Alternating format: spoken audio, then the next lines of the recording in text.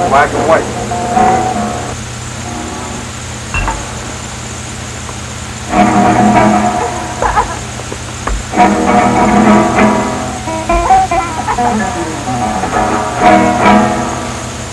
I'm here! Are you ready? Okay, listen. I'm here? I'm here. Do you know what you're going to do? No, I have no idea. Okay.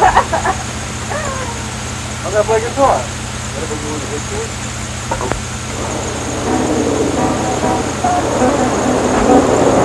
Where's the chart? Rolling? Where's the chart? I think it rolled away. We'll have a joint with you. It's like the white shirt And then, ice cream! ice cream, it's on the white shirt box. Put that white shirt on. Okay, Beth. Yeah, tell us. You are going to be Nadler's daughter, okay? The first shot's going to be, you're going to be out there riding the horse. Okay, what's the horse's name? Rusty, okay. You'll be riding Rusty, alright? Now, Bill will be taking your shot, will be riding Rusty, and then I'll come down, and you won't notice it. You'll be riding Rusty and be involved in that, right? I'll come down and I'll stand on the post of the fence, alright? And you won't notice me until all of a sudden you might be riding 2-3 minutes, okay? And we'll decide then, and then you notice me, but you sort of stay away because you don't know who I am. I say something new and then you finally come over because you're interested. Alright? And I do most of the talking. You're very cautious of me. Okay? And you really don't know who I am. But you know that somebody's going to buy the Colt. Okay? And you're really not into this guy buying the Colt. Because you maybe want to keep the Colt. Besides, you'll be riding with this way. Alright? Just as you go past the tennis court, I'll walk down. Okay? And then, as I'm walking down, you're just going past the tennis court. Then you sort of play with the horse a little around there, make some quick turns around that far end, and then come around to the middle and make a turn and go back. So if you're not back where I'm standing, introducing myself, telling you, and just the kind of chatter that when you just meet someone, and maybe you're not that interested in meeting someone, but you keep the chatter going. Okay. And even though you're very cautious and wary of me, you're still interested for no reason whatsoever. You're just interested. You just are. But you don't show that. But you somehow, because of your reluctance to leaving, your reluctance to what you do say, or reluctance to ignoring me, you show it through that reluctance, not through anything on purpose. Okay? Alright. So I'll basically just introduce myself. And I'll ask you a few questions. You know, is your father at home? Any kind of thing. So again, just making conversation. And then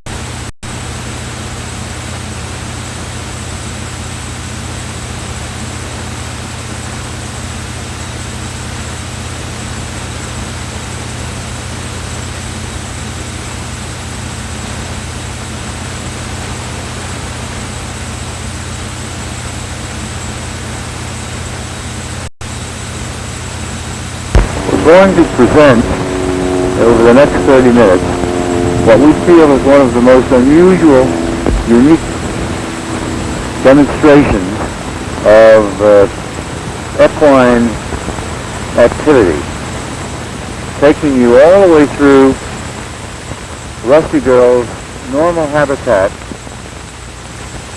through her normal heat period, and then the mounting of a purebred Arabian stallion who we hope will inseminate her with the resultant foal 11 months later.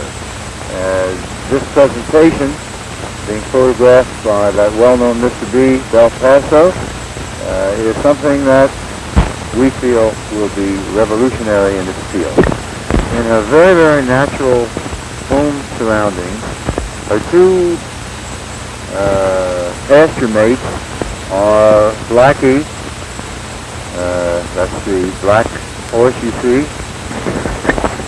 He is a purebred, a thoroughbred horse, and Rusty Girl's other mate,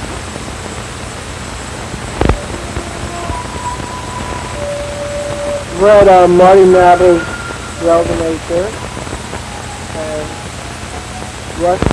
this is before the breeding, and the breeding sequence will start in about a week from now.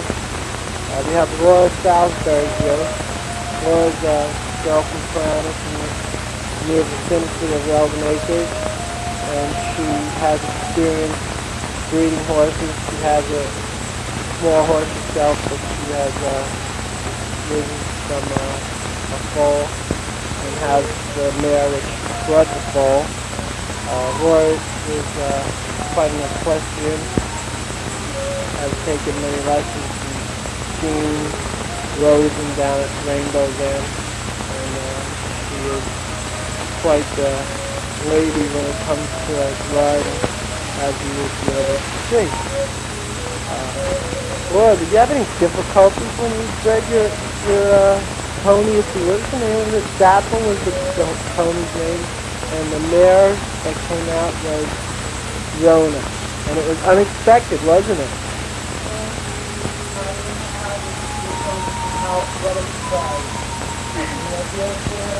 Not at all, not until the ball was dropped. Pony had been bred before we bought it. Any difficulties? None at all. Did it all by herself. Surprise in the morning, huh? Yes. And then you train the horse yourself? Yeah, Really? Did you have any problem training her? of course. Really? She's still not trained as far as I'm concerned. Oh, God. Laura is going to be the one to help us train our foal. She does have some experience, and it's quite dangerous, that training of the foal, isn't it? Not at first when they are gentle. They go nuts as the procedure moves on, like increasingly that way. Well, we should have the breeding, and then there'll be a 11-month span between the time that she's bred and the time the foal is born. So we'll be looking forward to that, and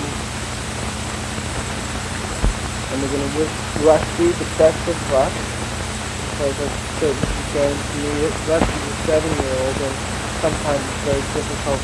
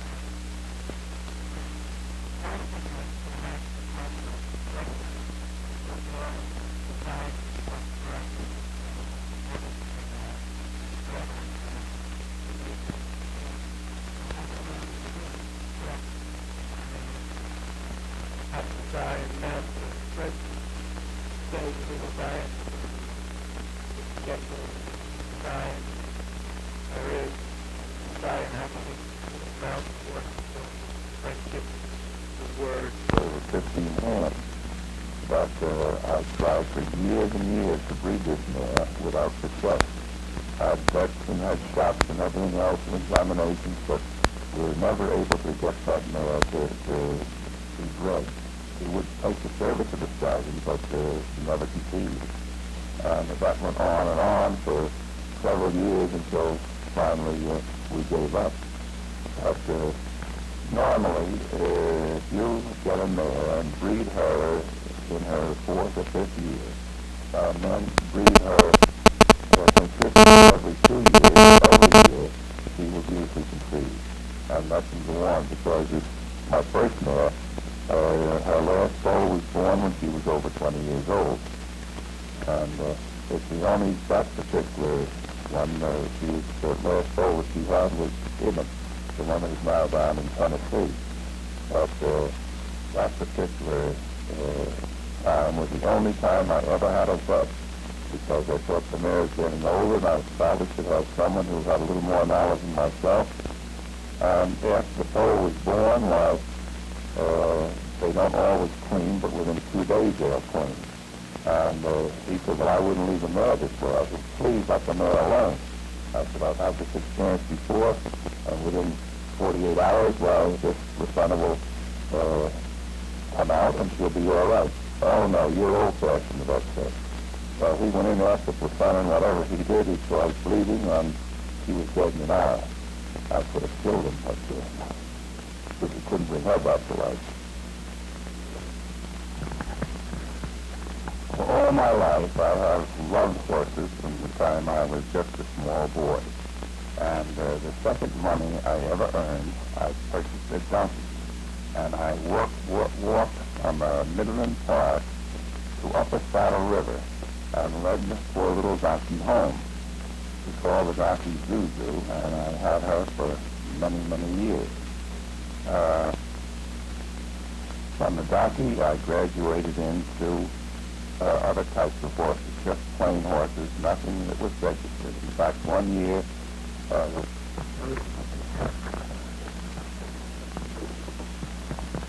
Okay, we're going to have a take 3 of the interview with Fred Hop. Okay, here we are at Fred Hop's stud farm, and we're going to find out some things about the stud, the stallion that is going to be bred to Marty Navar's horse. The best way to find out about Gammon is to ask Fred Hoffman, the very proud owner. Fred, is it true that Gammon is an elderly horse? 25 years ago, I met my first child, and that particular horse sold me on eye. And I immediately then bought one and started raising on. Gammon was the second foal that I had, and he was quite exceptional. And when it came to training, we had him trained by Sullivan Davis, who was one of the top Arab trainers in the country.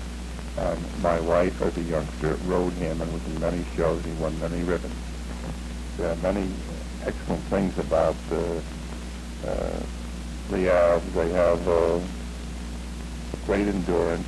They have a great lung capacity, and they have weight carrying ability because they have 1 to 2 less vertebrae than other horses have.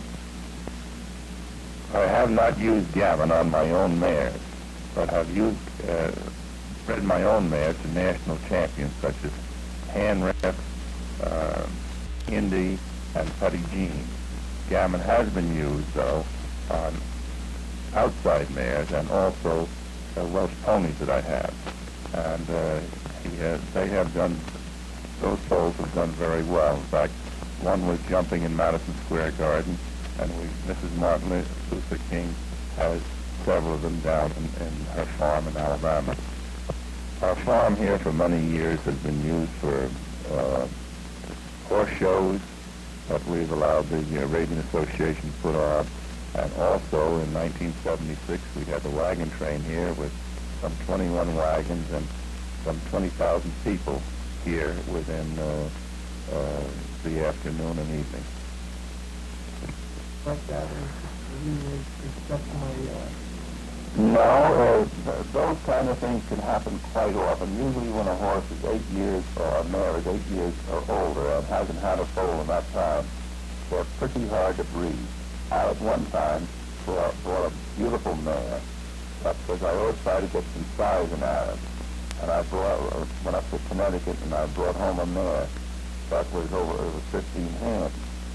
But I've tried for years and years to breed this mare without success. I've fetched and had shots and everything else and examinations, but we were never able to get that mare to be bred. It would take the service of the stallion, but never conceived. And that went on and on for several years until finally we gave up. But normally, if you get a mare and breed her in her 4th or 5th year, men breed her consistently every 2 years. And we're going to find out some things about the stud, the stallion that is going to be bred to Marty Knapper's horse. The best way to find out about Gammon is to ask Fred Hoffman, the very proud owner. Fred, is it true that Gammon is an elderly horse, and could you tell us some things about him? Yes, Gammon is a horse that is over 20 years old, 22 or 23 this year. And he has been used for breeding. I haven't used him to breed my horses because normally I like to get a national champion to breed my mares to, so that it's better their breeding each time. However, Gammon is purebred, and he's a beautiful animal, and he has many fine points about him. And as a youngster, he was extremely fast and jumped to a certain extent. Well, Lusty is supposedly in heat, but we've been having problems with our horse not being able to tell when she's in heat. Is this a common problem? Do you think we're going to be able to get her bred? Yes, I think that you eventually can get this horse bred. However, it might be necessary to have a butt examiner. He will go inside and find out if she is capable of being bred. He will feel blisters on her ovaries if she is capable. Then, if she hasn't been in season for some time or has never been bred before, it might be necessary to give her shots to bring on the heat period.